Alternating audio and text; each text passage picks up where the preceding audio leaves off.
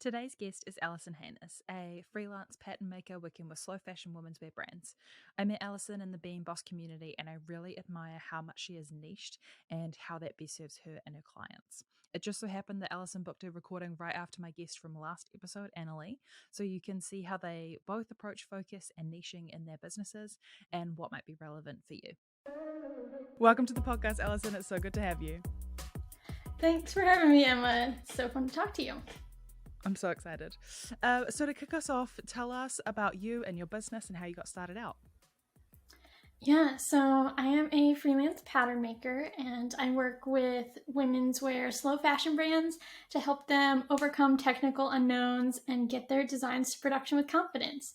So I've been doing that, just celebrated 6 years of business. And before that, worked in-house for different brands doing kind of similar pattern making, product development work in fashion.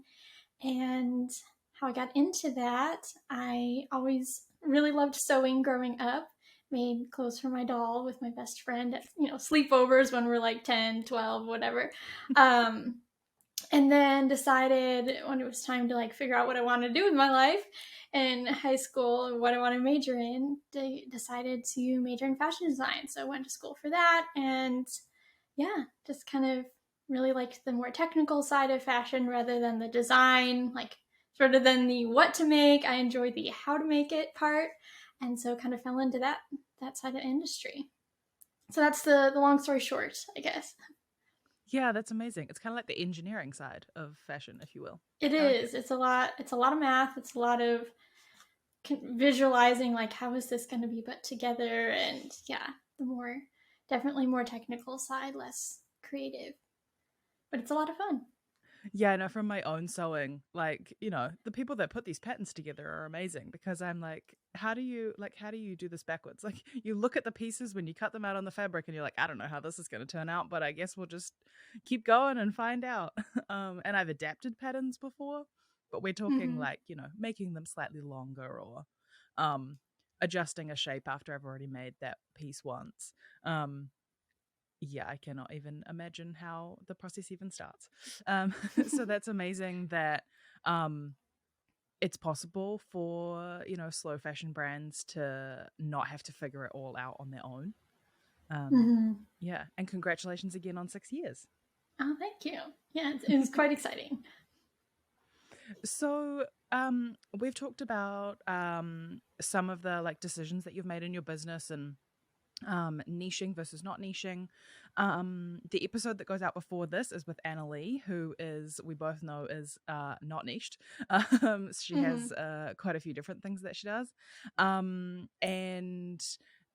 in a really happy way, this has just worked out to be the one after it. Because I'm very niche. Yeah, you've really niched down very specifically. So maybe tell us a little bit about how whether you've dabbled with that a little bit over the course of your business and how you've kind of settled with this niche. Yeah, so I wasn't always as niche. I was always, when I started out, in women's wear, but that can be very broad and more of fashion is women's wear anyway, because women just buy more clothes.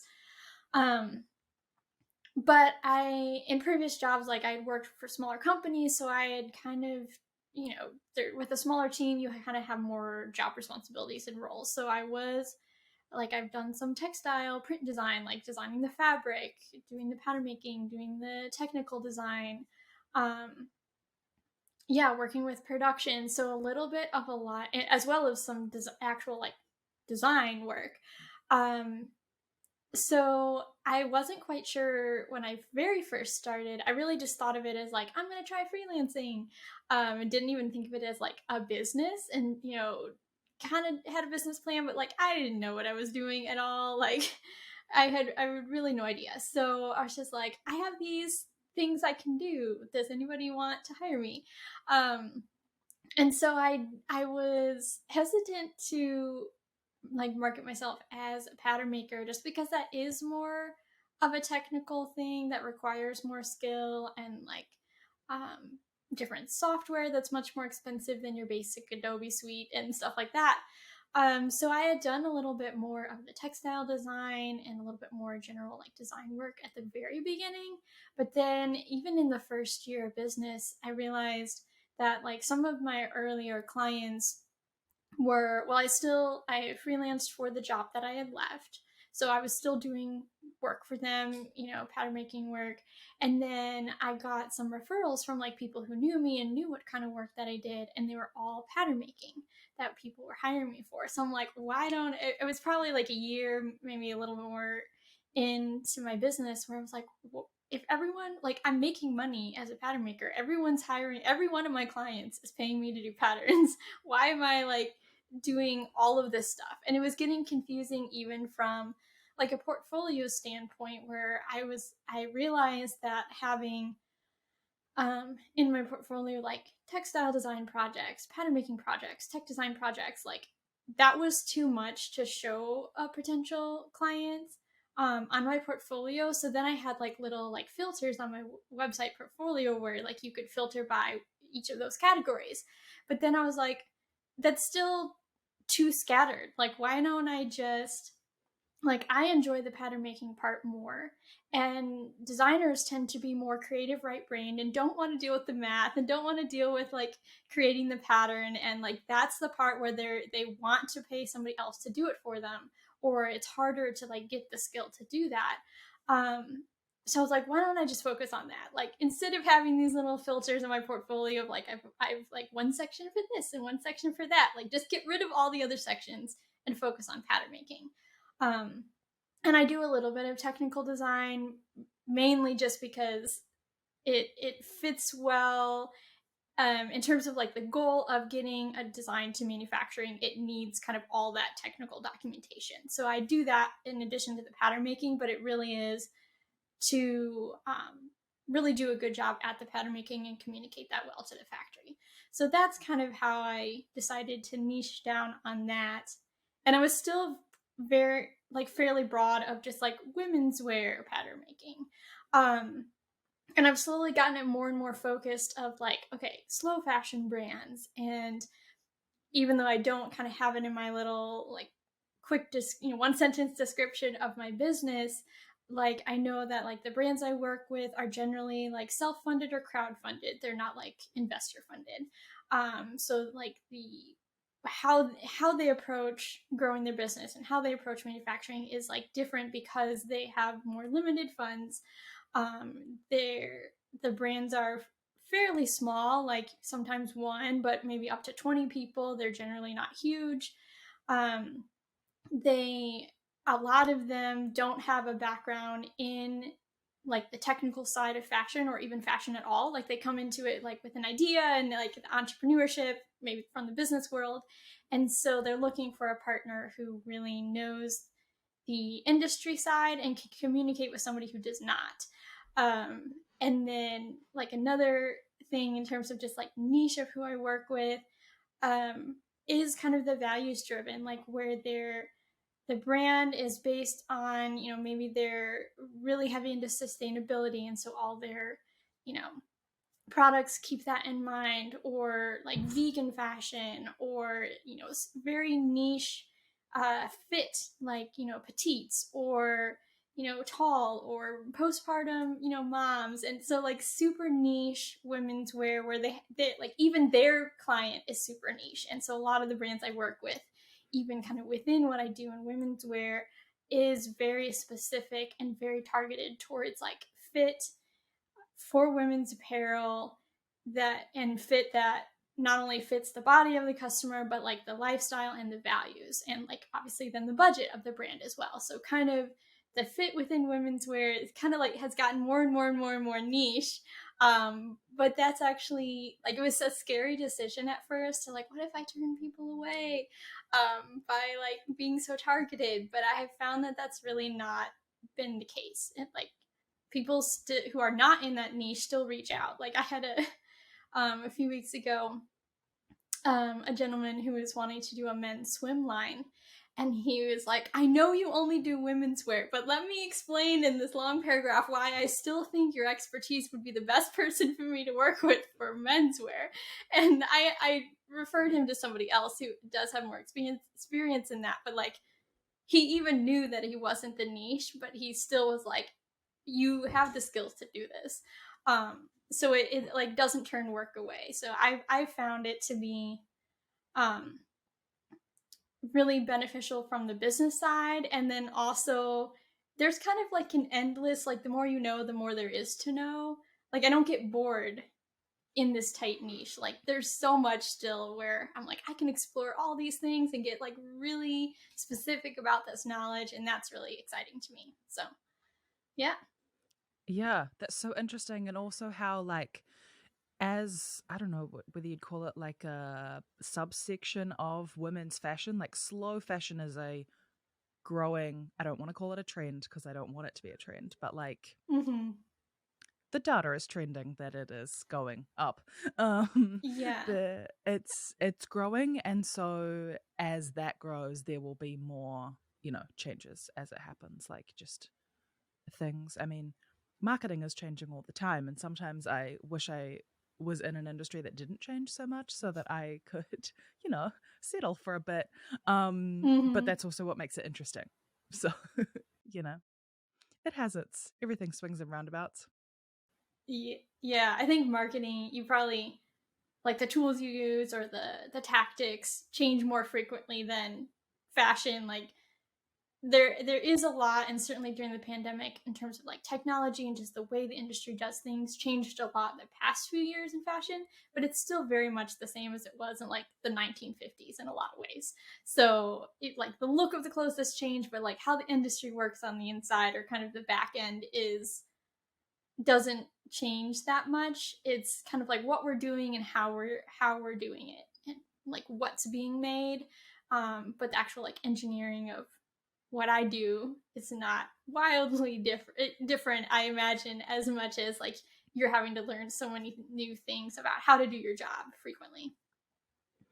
Yeah, yeah. Oh, that's so interesting.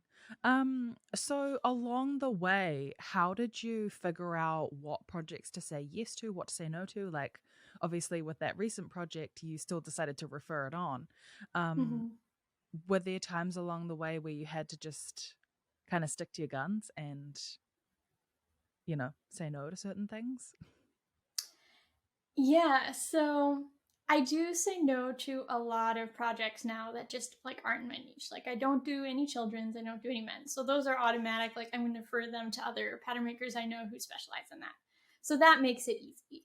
And I try not to leave people with like, can't help you, sorry. Like I try to say, I'm not the best fit for this, but here are some other people I know that do have, a better fit of experience and offering for what they're looking for.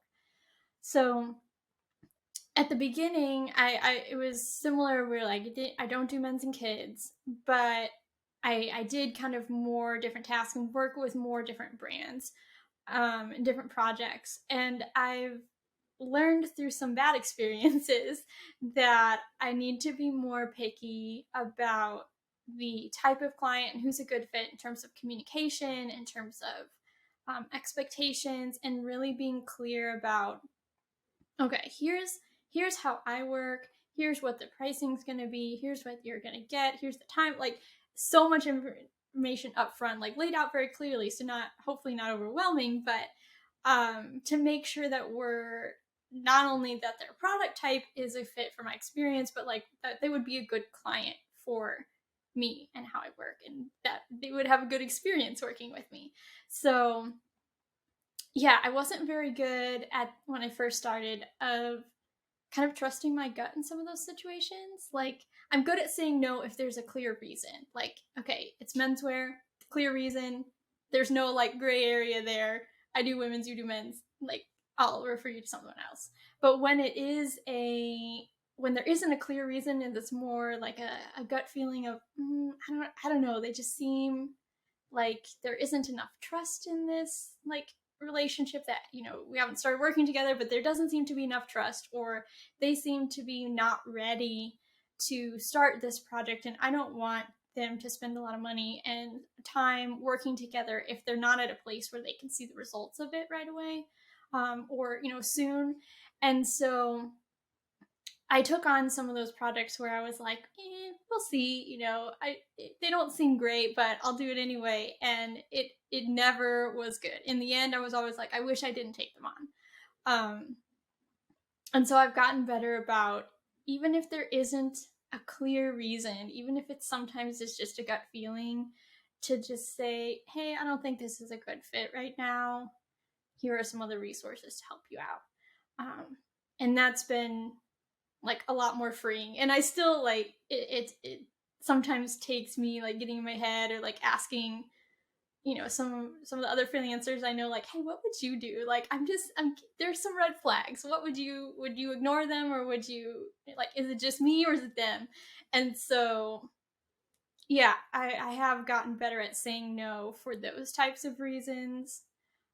It's definitely helped make it so that like all the clients I work with, like, I love them, they're so cool, and they have a great experience as well. So Exactly. And sometimes the thing that you know in your gut isn't quite fitting is going to be that communication or something like that problem later down the line where mm-hmm. they need someone who's going to be maybe more flexible on timeline, maybe more um hand-holding in certain areas for different types of businesses. And it's not necessarily of just like, I don't like you, I don't want to work with you. It's like, I don't, because of the same reasons that you aren't a good fit for me, that means that I'm also not a good fit for you. So Mm-hmm. you know Yeah, it works exactly. both ways.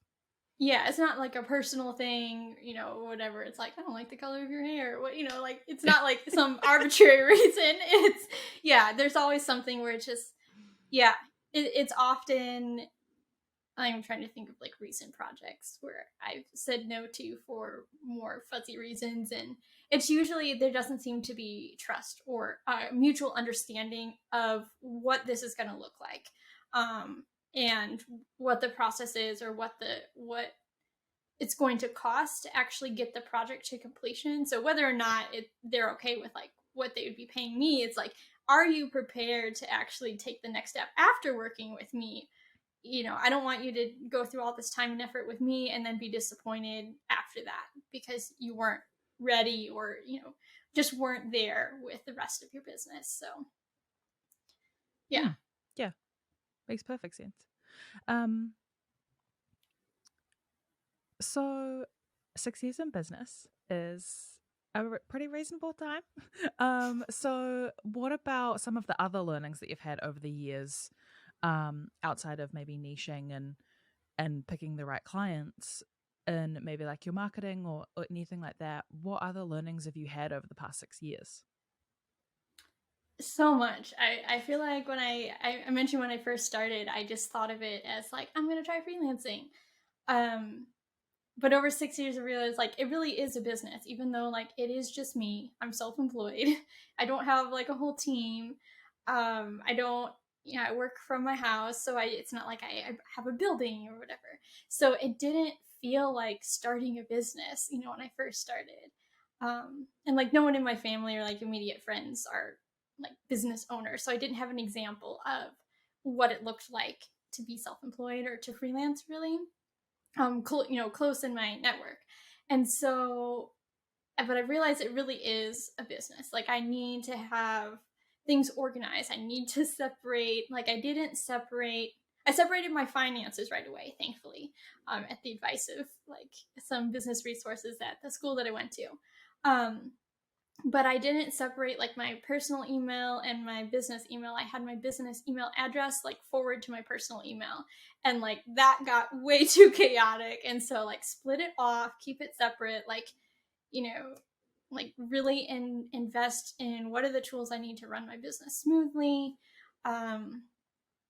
Yeah, what is the value of my work? Like, what things should I, have somebody else do or not do at all? um as well as I also have, in terms of marketing, done a lot of trying to like build trust and authority and really help my audience with, like, I've been blogging for 5 years now and podcasting for 2.5. Yeah, it'll be 3 in September. Um, and so doing that consistently for so many years, I kind of started being, thinking everyone tells you to do this, so I guess I'll do it, but I don't really know like why or what I'm doing. So that definitely, I learned much more like how to build a business, how to um, like think of it think of it differently and separate kind of the business identity from me, even though it very much is kind of like a personal brand and a lot of it overlaps to like my own values and like the colors I like and stuff. um but like how is it different? And yeah, so I think a lot of those business things and just marketing things, I kind of like winged it with some great advice, but I didn't really understand the significance or like what it would do long term. um and so now it's after 6 years, I finally realized, okay, here's why people tell you to do this, and the benefits of really thinking of it as a business. Um, and I think the other big thing too that I've learned is really just to listen, like to ask questions and to listen well.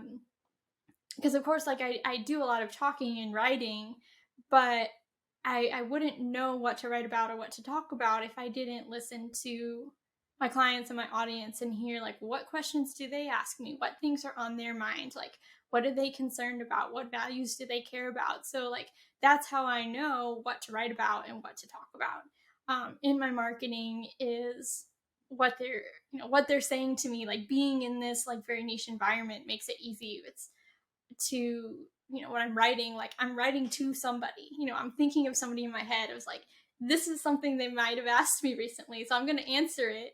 I'm sure other people have the same question. So yeah, really listening more than just like, I think it'd be so much easier to come up with a business plan after a few years of business than right away, because you know who your client is, and it would be really hard. And I did like a quick like 1-page business plan when I first started, but it's like I don't know anything about my audience or what they value or what they like most about the services I offer or the experience working with me. And so now that I have that information, been like tracking it and try to really listen, what are the words they're using, um, it's so much easier to do all of that. And so I think those are kind of, I guess, the two buckets of things that are like the biggest things I've learned in 6 years in business. Um, yeah, I think those are the two biggest learnings. Yeah, I find my clients and my potential clients are usually the most inspiring in terms of what kind of content. Sometimes there's something I see out in the media that I want to Mm-hmm. talk about, but yeah, those conversations with business owners are some of the most inspiring, and hence the podcast, because I can have more of those long form conversations. Mm-hmm. Um, Speaking of which, you have your podcast that, I do. congratulations on coming up to 3 years. That is very consistent. I myself have not been the most consistent with this one, but um, I admire that so much. Oh, thanks. But we've spoken before about it being like kind of like a hybrid networking and marketing tool. Um, Mm-hmm. so maybe tell me a little bit more about that.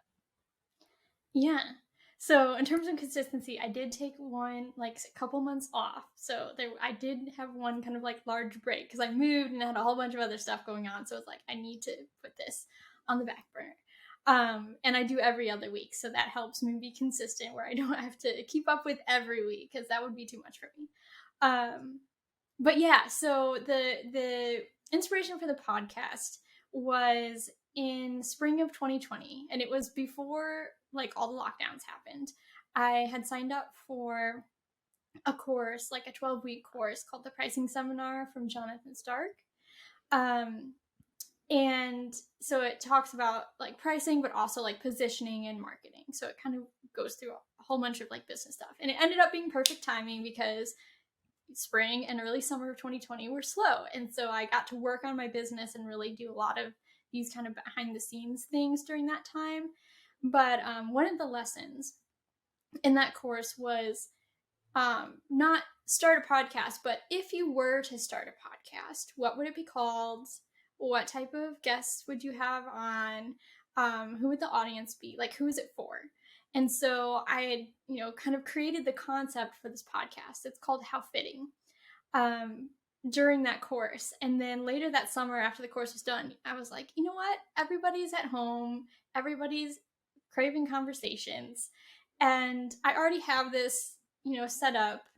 I just do audio, so I don't do video. It makes it easy. So I was like, I'm gonna try it. I don't know how, it'll go, how it'll go, but I'll try doing this podcast. And so I recorded like 6 episodes and then launched it in the fall of 2020. And really the point of it, and what the course was kind of talking about with podcasting, is it builds authority and trust with your audience, like to be able to see and hear somebody on a consistent basis, like you feel like you know them. And I've experienced that. It's very odd when somebody meets me and they're like, I've listened to hours of you on the podcast, and it's very strange to feel like somebody knows me if I don't know them yet. And also, like, there's a benefit for both the guest and the host, because like I interview women's wear fashion brands about how they fit their customer, their lifestyle, and their values.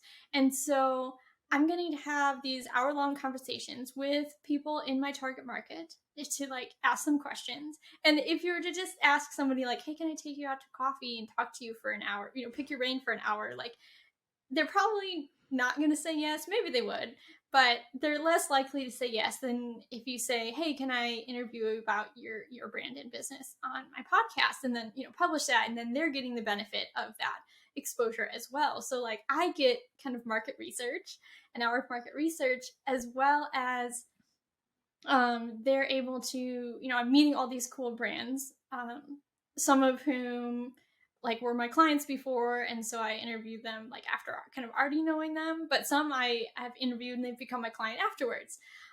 So it's brought some clients, but it's also been just like great conversations and great way to like meet other brands and other people and other designers, because like I'm sharing the podcast, but the guest is also sharing with their audience. So yeah, it's had a benefit of both ways. And again, a lot of listening. It gives me the opportunity to just like hear the journey of their businesses, hear what they care about, and how they navigate different challenges. So I'm hearing their words, and I'm getting to listen to all that. And so again, that helps me really understand who my clients are, and what things are common challenges, or what their goals are. So that's kind of like the twofold. It's marketing, but it's also networking conversations too. Yeah. And it also creates a place for people to be inspired by. I mean, if I was, say, like studying and I came across your podcast, I'd be so excited to get this information direct from the industry as well. So I could see like budding designers or budding fashion business owners wanting to listen to it as well. And so then, from that marketing perspective, they can become a client later. And I think that's often the marketing piece that people think about the most, is like, who can I attract who's a listener? But I love that piece of, well, who can I have a conversation with? How can I benefit from that conversation, but then also publish it? And so therefore it has all of those extra benefits as well. That's so cool. And I've heard a lot of podcast listeners and guests have said that, especially because I work with a lot of smaller brands, so you don't have a whole team. You may not have other people in your life that are in a similar business or situation to you. And so hearing from, there's so many podcasts about like the celebrity, how they built this like huge $1 billion brand, but that seems like less relatable. But like I try to find guests who, maybe they've been in business for 10, 15 years, or maybe they've been in business for 1 year, but like more relatable. Like, how did you get into this? Like, what were the challenges? What was the first thing you did? And like, what would you change anything now? Or like, how did your role in the business change over the years you've been in business, and things like that. And so I've heard from people that like listening and hearing other people's stories too really helped them feel like, okay, I'm not the only one who like deals with this or thinks this way or ran into that roadblock. And so it creates, even though like the listeners don't necessarily all know and talk to each other, they feel this like some sort of connection, or can relate to the story in an impactful way, which is always really fun to hear when that happens. Yeah, that's exciting. I think with those so-called like large businesses, when they're on those podcasts, they often breeze past the starting the business phase, and it's all about like, what happened when you got acquired, what happened when you got out, what happened when you started your second business with your potentially millions that you made from the first one. Mm-hmm. Is that what it's unrelatable, but it's also just kind of a little impractical if people are looking for that advice of how do they get started.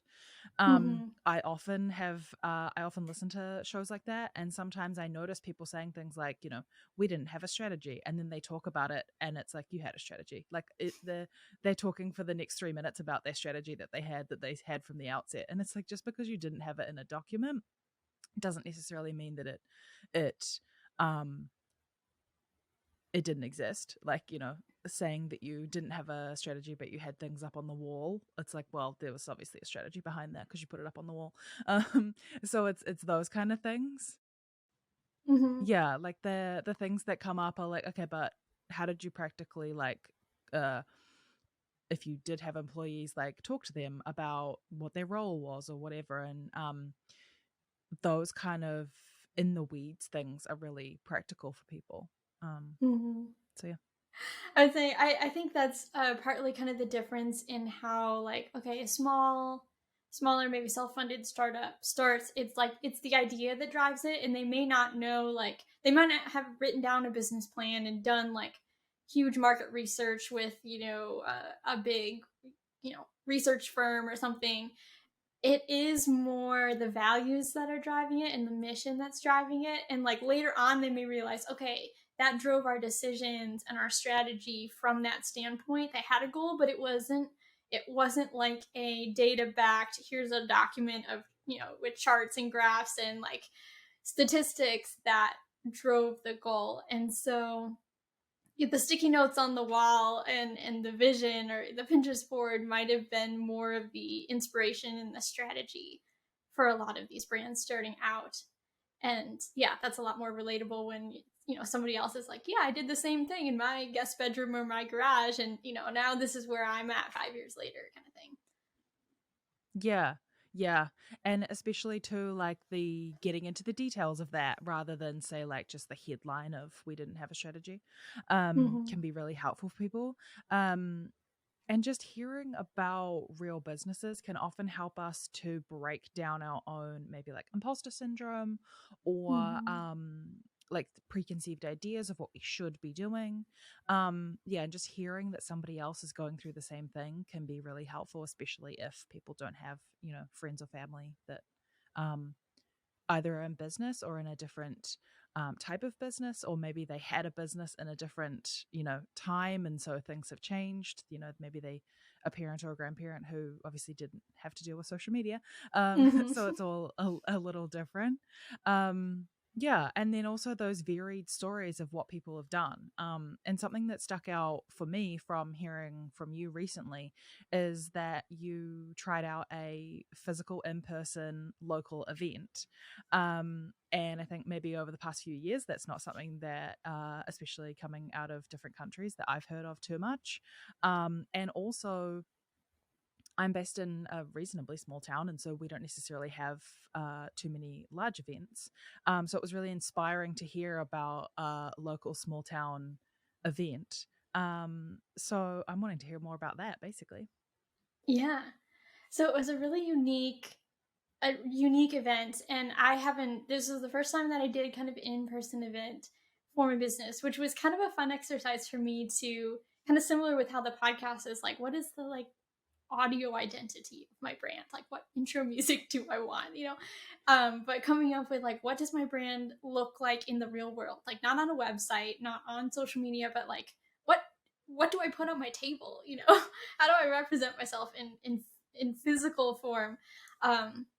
But yeah, so I'm in St. Louis, Missouri, and so it's not a huge city. It's not nearly the size of Chicago, but it's not like the middle of nowhere. Like it's a decent sized city, but it has a very much a small town feel.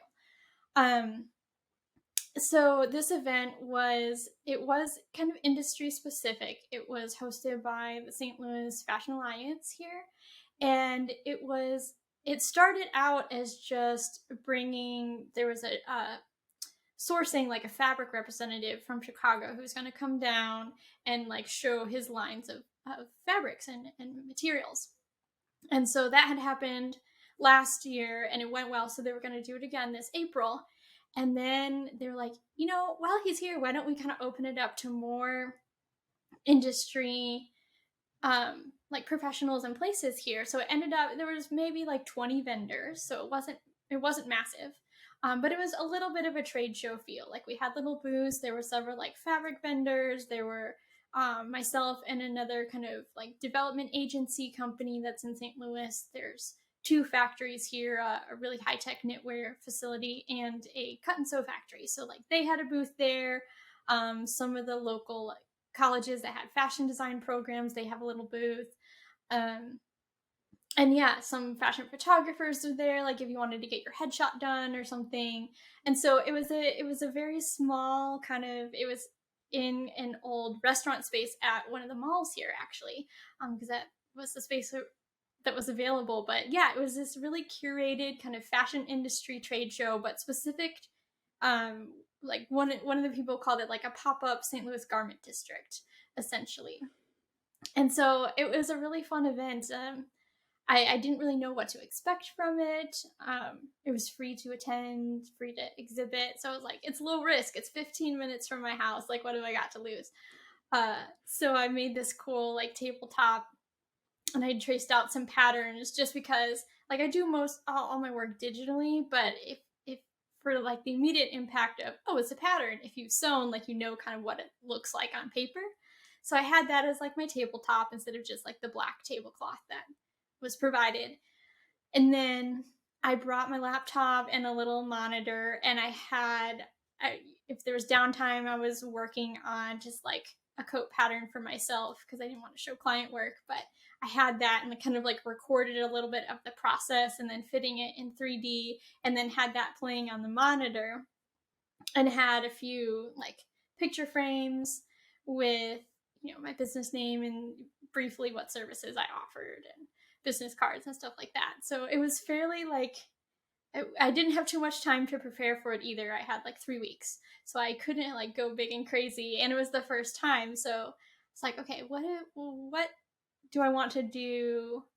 Um, and it wasn't so much that it's like, okay, I'm for sure going to get clients out of it, because I do have St. Louis clients, and a lot of them came, which was really fun to like be able to look at fabrics with them and chat with them. But the majority of the brands I work with aren't local here, so and it isn't like St. Louis isn't as big of a fashion hub as like New York or Los Angeles or something. But it was more, I knew I wanted my business to be alongside the names of all the other people at this trade show. Like, if you were going to look at this list and be like, this is the St. Louis Garment District, I was like, I need to be on that list, like at this show. So yeah, it was totally fun. I'm definitely going to do it again. They're going to do it again next year. So it was a really unique opportunity to like meet some of my clients in person. I met some people who are like on my email list or who listen to the podcast that I've never met before in person, because pandemic, we have all, and me especially, not done really anything in person. So it was fun to be able to meet with some clients and people in person at this event, and yeah, see really the whole local garment district come together, and it was really fun. Yeah, that's so interesting of, the minimum viable product, basically, of what can I do for this kind of event. Um and then, maybe next time you'll change a couple things, but it sounds like it worked really well. Mm-hmm. And that you're able to connect with a lot of people um in a really cool way. And I love that of it was organized, it's annual, so it can grow over time. You can continue to be a part of it. Um Mm-hmm. and that it's niched, and your niche fits within that niche, but it's Mm-hmm. allowing you to connect with other businesses as well as, like the people who were attending the event. Yeah, definitely. Yeah. Yeah. In terms of other marketing outside of, podcast, blog, do you have an email list? I do have an email list. I didn't start it as early as the blog, so I had a website that was like the first thing, and I made an Instagram account when I first started. And I'm not on Instagram personally, so that was like jumping into Instagram completely blind when I started my business. So I had, Instagram and website when I very first started. Then I started blogging maybe like a year later. And then 2019, I think in the summer, I started an email list. It's still pretty small. It's like 250 people. And then I also post like my blogs and podcasts on like the LinkedIn.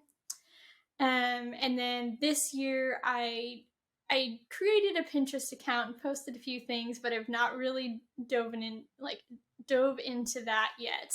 But it's kind of on my list to explore, and I like it because of the long-term like SEO, like the content doesn't go away in 24 hours aspect of it.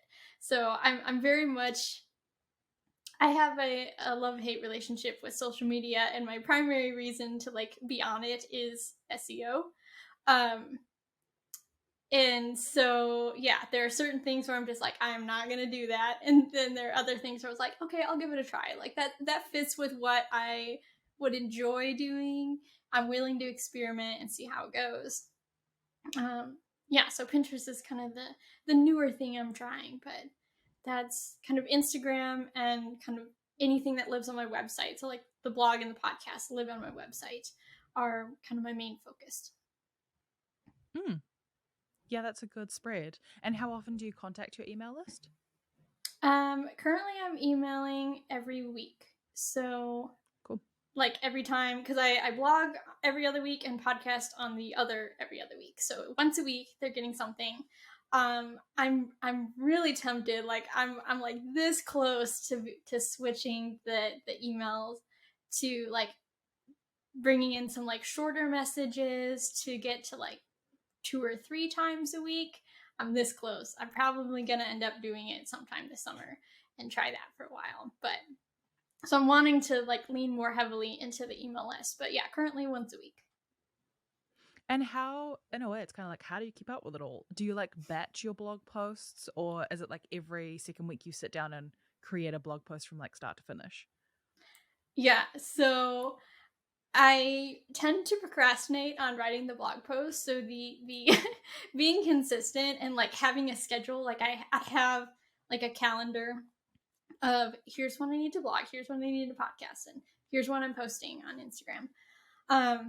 So they go out like every other Tuesday, and I tend to write them Monday afternoon the day before. So yeah, I don't really batch them. I write them as they come. I do have a whole list of ideas though, so I kind of keep track of like ideas to blog about. So I have a super long list of those. Like there's probably close to 100 ideas on there. And then I pick whichever one I'm feeling inspired to write about that day and go for it. And it takes me a couple hours start to finish to write it, but yeah, I do that every week. And then podcasting, I do kind of batch those. So I'll record like 4 to 6 all in the same month, and then I won't do anything for a while. And this year I did hire a contractor. Her name is Jazzy to edit the podcast for me. So, and schedule everything, including the social media posts. And so really all I'm doing for that is like reaching out to guests, recording the interviews, and then like bullet points. Here's some things we talked about in the episode. And then Jazzy does the rest for that. So that was helpful to not have to spend time editing and creating the show graphics and all that for each episode. So that has helped being able to like keep up with that schedule. But I try to reserve like Fridays to work on the business instead of in the business. So those are kind of the days where I'm like creating stuff. Instagram content, like I do post blog and podcast, so that makes it easy because I already have those like graphics made and content to post. And then I post on there 2 or 3 times a week. And the other posts, I've kind of done both. Like, I'll take a bunch of photos, I'll put them in and like schedule them, and I'll maybe create the captions later. Or once I run out, if I haven't had time, like at the moment, I haven't like created a bunch of new photos, so it's kind of like as the day comes, I decide what to post about that day. But I do try to batch like creating the photos ahead of time when I can. What about Pinterest? Yeah, so I don't really have a real study. Well, I don't have any study schedule at the moment for Pinterest or that much of a strategy other than, I've got 100 blog posts and 70 something podcast episodes worth of stuff where I can create pins for. So I've started to like put the most popular, like the new ones as I'm going, and then the most popular ones kind of going backward to try to fill that in. But I have not been very consistent with that yet, so we'll see where that goes. I don't have a real like strategy or schedule for Pinterest.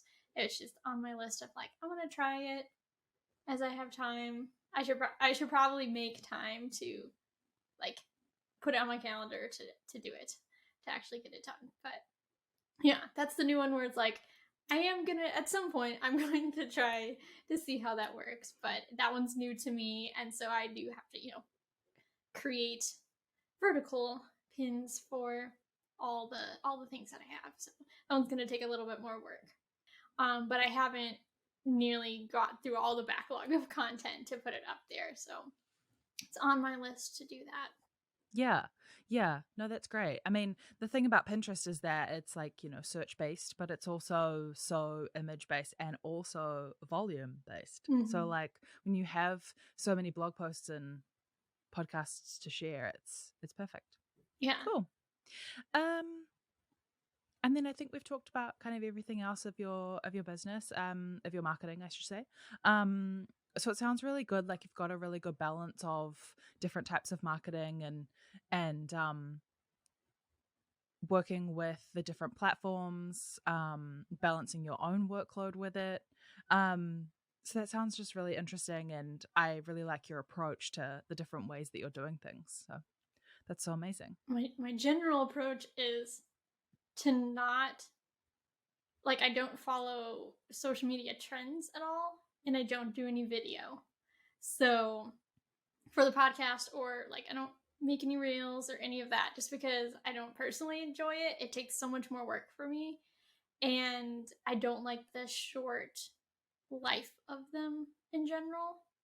Because like I don't need to go viral. Like I really only work with like an average of 20 clients a year, so I prioritize the create for search and for being helpful to my audience, and then do not care whether the algorithm works in my favor or not.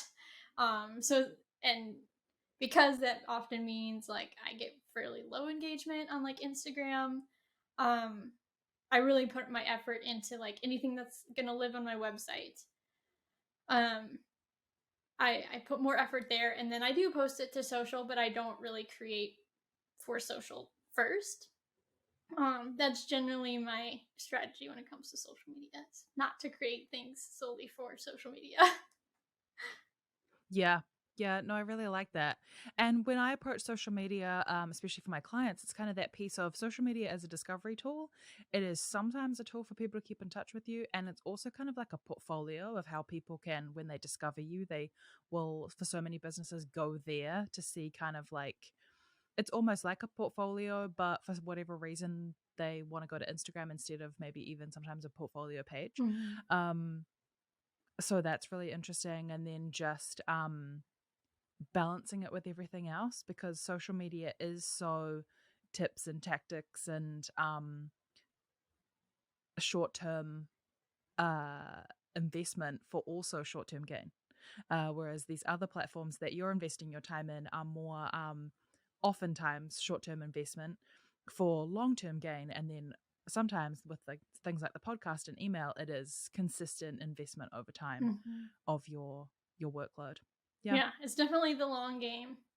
And like So it's like, I guess I prioritize creating helpful content for my audience and yeah, the long game and search. Like even Instagram, like I've considered deleting it because it's like I don't get that much engagement on it, but my profile shows up so high in Google searches for my audience. Like I keep it around like almost solely for that. Like it shows up really high with that. So like, but like my goal with Instagram is like, okay, they may find my Instagram page before they find my website, but I want to direct everyone like back to my website and to my email list as quickly as possible. Like I have more followers on social media than I do on my email list, but looking at like the view statistics in the open rates, I have more people that see my emails than see my social posts, even though there's like 10 times more people following me on social media kind of thing. Um, Yeah. I think that's the most important part of social media in a way for a business is how do you get people off of that into something else? mm-hmm. So, Yeah, and I don't have like a brilliant, like, this works every time strategy for that, but like overall, my goal is direct people to the website so we can connect over there. And like, there are people that just follow me on social media and never go anywhere else. But then if they like message me on Instagram, like I reply and like we set up a call and kind of bring things to like phone call, Zoom call, email. And I try not to do too much after like initial chatting back and forth on social media. I try to like move it to like, okay, now that we have a connection, let's move it somewhere kind of more official. It's easier to track and stuff. yeah. And then what happens with word of mouth and referrals? Do you tend to have clients of yours refer you to other businesses? I do, yeah. So it's not something that I ask for directly. Like I do as part of like my process of working with brands, like ask for their feedback. And so I send them these like there's like 5 or 6 specific feedback questions. And then, if they have normally then if it's positive feedback, I ask if I can post a snippet of it as a testimonial on my website. And so in that way, there's kind of the that word of mouth kind of reputation building that I'm sharing. Um, I do get word of mouth referrals from people that I know or clients that I've worked with, or even just like other people, other like kind of colleagues in a way who know me or either personally or just like follow me on social media or on my email list who will refer me, and it's like I've never met them in person, but like we know enough about each other where they will send people to me. um, I also get a lot of referrals from factories, so kind of the next step of after working with me is a brand will then work with a factory for production, and so it makes it a lot smoother if I worked with a factory before, because I know how they want everything formatted, where they want, like how they want pattern files, um, just like the communication. Like I know what I can tell the client like what to expect working with this factory, and then the factory then knows that what they're getting from me is going to be like up to their standards and easy for them to produce. And so that has been some really good relationships of the factories referring me to brands who might approach them but are they're not ready to go into manufacturing yet. Um, so then they'll send them my way to, okay, work on the development, work on the pattern, let's get this all together, and then they can go back to the factory for production. So that I think is the largest in terms of like referral word of mouth is from factories actually. Yeah. And also that's such a great referral to that client because obviously if the factory is referring you, then obviously you know what you're doing and you're really great to work with for that factory. So Mm-hmm. they come to you knowing that you have your shit together basically. Yeah, it just makes the process smoother because you can have a great pattern maker and a great factory, but it takes some a little bit of like figuring out, okay, what's best for their workflow and process. So it's like if they've worked together before, you can kind of skip through all that and it's much more like smooth onboarding and transition to the factory. Yeah, that's perfect. Alrighty, we should move into our quickfire round. So just a few questions here for you. Just to let people know a little bit more about how you operate. For whatever reason, my computer is now glitching. Okay, I've got my questions up here for you. Cool. So quick fire. Who inspires you in business? I did want to bring up we met in the Being Boss community. And I really admire Emily for how she's like ending the Being Boss podcast. Like, as sad as I am about that, I admire that she's like, you know what? I'm not going to play the game if it's not working anymore or not like aligning with what she wants for her team and her, values, her life, and the business she wants to build. So I was like, good for her, even though sad for the rest of us. Yeah, and then I had mentioned I'd taken that class from Jonathan Stark, and I really enjoy his kind of approach to marketing and like being helpful and creating value, but then also not like underselling your value too. So yeah, those two people, I guess. Sweet. What creative pursuit are you enjoying or feeling drawn to right now, either in work or your personal life? Work, I'm enjoying just like creating more like blocks and systems and like making my work process easier. In life, I've been doing some like home renovation projects and redecorating or decorating some rooms for the first time. And surprisingly, it's a lot harder than fashion design for me. Like, there's too many surfaces, but it's been a fun challenge. And of course, I'm always tempted to like, maybe I'll make this or I'll design a print for this or whatever. So that's kind of a blend of both that I'm enjoying at the moment. That's so interesting. What is your favorite place on the internet right now? I think it's always been like a particular platform or Either or. I guess I would maybe have to say like Zoom. Like, I guess my favorite place on the internet is like the connections with the people that I may not otherwise ever know or see. And so I guess Zoom or, similar video calls. It used to be Skype. I was on Skype all the time. Like I get to chat with you and we're like halfway across the world from each other. So I think that's my favorite place on the internet, is whatever allows the most kind of connection to people I wouldn't otherwise get to meet. That's so interesting. Yeah, I love it's changed basically like having this career 20 years ago would have been very different for me, not only from the marketing perspective, but just being able to talk to people from all over the world. So, yeah, I agree with that one. What are you looking forward to the most in the next year of business? Oh, that's a good one. Next year of business. I think like so many things have changed, and I feel like I've kind of like settled into like, okay, this is the personality of my business. Like I have some systems in place, but I think I'm excited about like further optimizing and seeing like, okay, where can I go next? Like, what is the next? Yeah, I love the work that I'm doing now, and I'm not going to change that. But it's like, how can I kind of take the business to the next level? It's kind of fun to just like, as an entrepreneur, like play around with that and see how far can this go, Yeah. Yeah, so that's what I'm looking forward to. Yeah, that's exciting. I'm excited to see what happens. What are you looking forward to the most in the offline world in the next year? So I kind of pick like a word or a theme for each year, and this year, and the word can span work and business, but this year I picked gather. Um, so I'm looking forward to, I've been like gathering in person more with friends or just like in general events with people this year than I really was a hermit for like the past 3 years. And so, yeah, just gathering with people and usually with good food involved. Yeah, I guess meeting groups more, getting out there and just gathering together. Yeah. That's what I'm looking forward to. Yeah, I'm going to have to steal that one for next year. I love that. And finally, if someone is listening to this episode and they want to grow their own business, what is one thing you recommend that they do or evaluate next?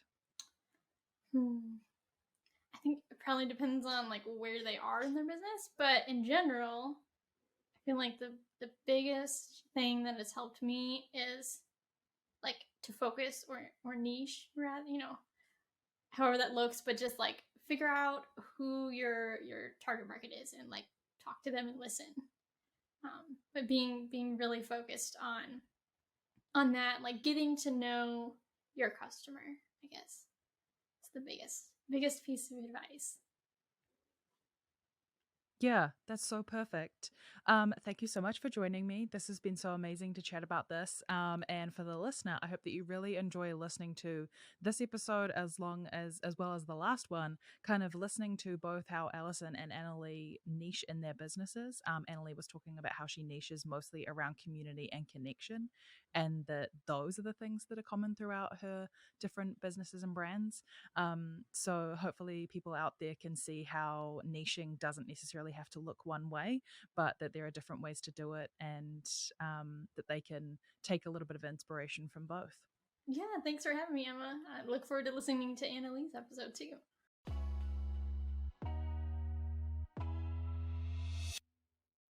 Thank you for joining me for this episode of the Digital Hive podcast. If you're enjoying the podcast, I'd love it if you could share it with a friend or on Instagram and tag me at Honeypot Digital.